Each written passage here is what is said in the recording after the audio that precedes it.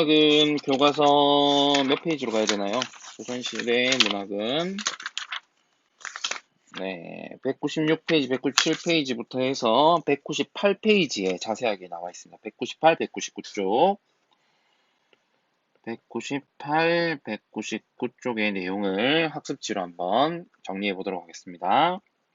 학습지로 보시기 전에 여러분 교과서에 있는 내용들을 다 굉장히 내용이 많은데 이 부분에서 시험이 출제가 됩니다. 그래서 자세하게 꼼꼼하게 공부하시기 바랍니다. 외울 거 굉장히 많아요.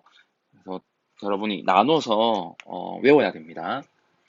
자, 그 다음 조선시대 문학을 보면요. 자, 조선시대 문학의 갈래별 전개와 양상을 보겠습니다. 자, 조선시대 때는 일단 가장 중요한 이벤트가 훈민정음 창제입니다. 세종대왕 때 1443년 만들어지고 3년 후인 1446년에 반포가 되었죠. 그 이후로 훈민정음이 창제되고 나서 한문문학이 이제 더불어서 한문문학이 사라진 게 아닙니다. 더불어서 국문문학이 융성하게 되었습니다. 그래서 우리 국문문학 한문으로 우리 훈민정음으로 쓰여진 최초의 소설이 홍길동전으로 알려져 있죠. 홍길동전, 허균의 홍길동전. 그 다음에 한문소설, 한문소설의 첫 번째 소설은 김시습의 금오시다.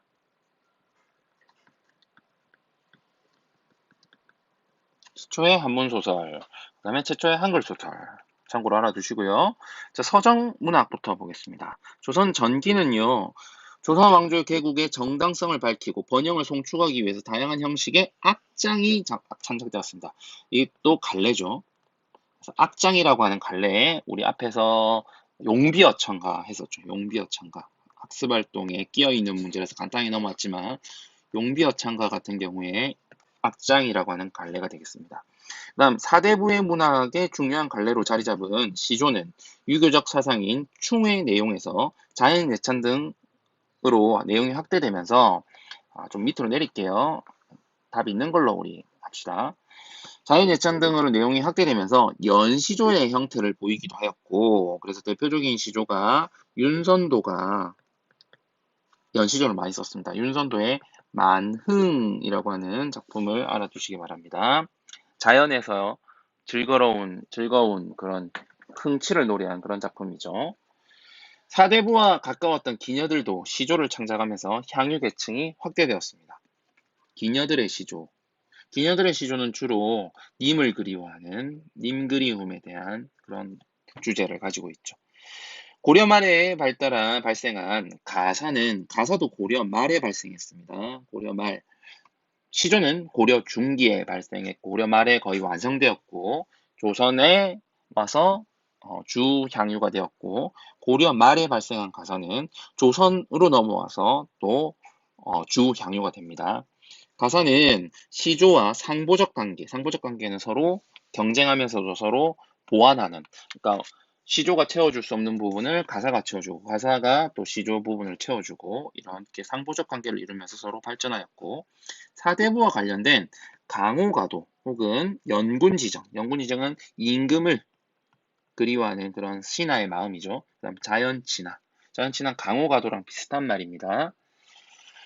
자, 그런 내용이 담겼습니다. 자, 조선 전기는 주제가 주로 이런 내용이었다면 조선 후기에는 어떻게 달라지냐면은 그 내용 면에서 자세하게 알아두세요.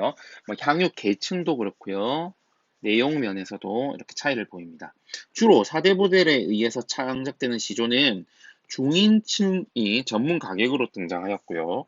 작가층이 여성과 평민으로 확대되면서 새로운 형식과 내용을 갖춘 사설 시조가 등장하게 됩니다. 그래서 조선 후기는 이 사설 시조가 주 메인이 되겠습니다. 사설 시조가 등장합니다. 가사는 조선 전기와 달리 일상적.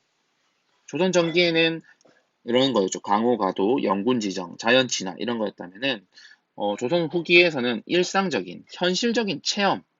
그래서 뭐 사신이 중국으로 이렇게 떠나면서 한 거라든지 뭐 그런 기록들, 거기서 뭐 일본을 간다든지 중국을 간다든지 그 외에도 누앙사라고 하는 대표적인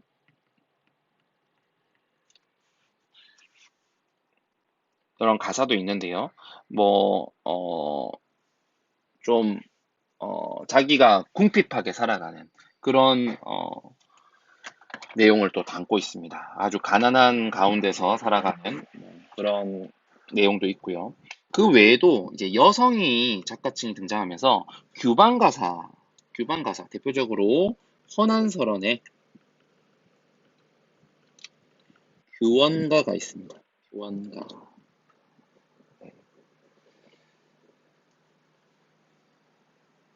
자, 그 다음에 이제 우리 어디로 가볼까요?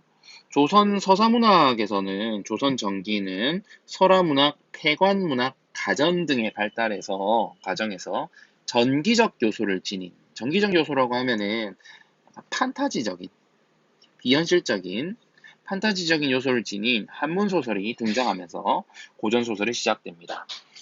이 한문 소설은 대표적인 게 어떤 게 있을까요? 좀 금오신화 아까 얘기했었죠. 금오신화라든지 또 뭐 수성지라든지 금오신화 판타지적인 요소가 있죠. 그래서 이런 고전 소설이 시작되었고요. 조선 후기로 와서는 군담 소설, 가정 가문 소설, 가정이나 그 가문들에 의한 소설, 이야기에 대한 소설, 판소리계 소설, 우리 춘향전에서 했죠. 판소리계 소설 등의 이런 국문 소설과 애정 갈등을 다루거나 그리고 실학 사상이 반영된 그런 한문 소설이 실학파 문학이죠. 이런 양반전 같은 박지원의 소설, 양반전 같은 뭐 허생전 같은 이런 것들을 말합니다. 한문 소설이 등이 창작됩니다. 그리고 한글이 널리 보급되면서 국문 소설의 유통이 확대되고 그리고 사대부가의 여성과 평민들도 소설을 향유하게 되었습니다. 지금 여기는 나와 있지 않지만 조선 전기에 여기 지금 몽유록계 소설도 교과서에 나와 있거든요. 몽유록계 소설 혹은 몽유록계 소설 외 하고 또 구분하는 게 몽자류 소설이라고도 합니다. 몽자류 소설. 다른 겁니다. 몽자류 소설은 대표적인 게 고운몽이 있고요. 고운몽, 몽자로 끝나죠. 몽유록계 소설은 몽유록이로 끝납니다. 그래서 원생 몽유록,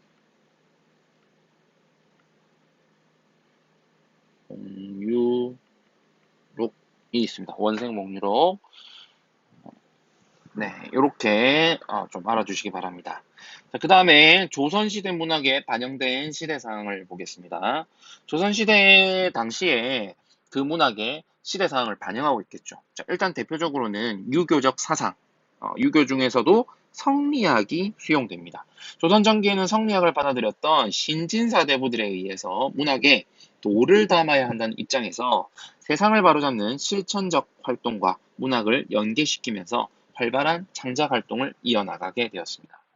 그러다가 임진왜란과 병자호란을 거치면서 병자호란, 임진왜란에서 우리나라가 승리했다고 말하긴 하지만 역사에서는 굉장히 피해가 컸죠. 그래서 그 병자호란, 임진왜란의 그 패배 이후에 그 전쟁을 배경으로 한 비범한 주인공의 활약. 여기 대표적인 게 박시전이 있죠. 박시전. 박씨 부인전인 박시전. 그 박씨 부인이라고 하는 여성 히어로가 나와서 다 무찌르죠. 이런 작품이 있고요. 그 다음에 이런 승리를 다룬 소설이 많이 창작되었고 전란을 계기로 성장한 민중의 의식은 무능한 지배층에 대한 비판, 유교적, 가부장적 가치관에 대한 거부로 드러납니다. 자, 그래서 우리 춘향전에서도 지배층에 대한 비판도 있었고요. 그리고 자유연애 사상에 대한 그런 갈망도 있었지만 어, 또 한편으로는 그 악랄한 지배층에 대한 비판의식도 있었죠. 그래서 임진왜란 이후로 기점으로 해서 이렇게 민중의식이 성장하게 됩니다. 그래서 나라님만 보고 있다가는 우리 살 수 없구나라는 걸 깨닫게 된 거죠. 자, 그 이후로는 실학사상이 대두됩니다. 실학사상이라는 게 뭐예요? 유용한 거죠. 세상을 살아가는데 필요한 학문을 하는 거죠.